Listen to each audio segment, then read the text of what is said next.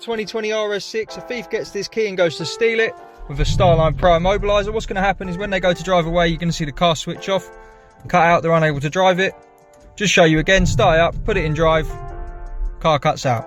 So what the customer can do, simplest way, just have their Bluetooth phone in their pocket, get in the vehicle, start it up,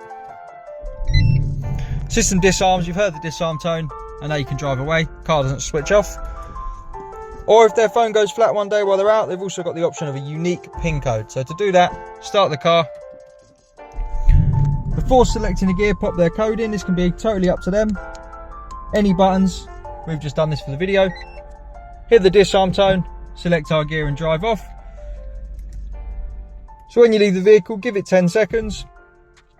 The system's going to be active. So if someone grabbed your key soon after you got out of the vehicle, started it up, went to drive off, it's going to cut out. This system also has a service mode for when you take it back to Audi and you want to turn the system off completely for it to be a normal vehicle. You can set your own code, you can pair it up to 5 phones. To get one of these installed, give us a call on 0208 212 7393. We're Immobiliser Fit and this is a Starline Pro on a 2020 RS6.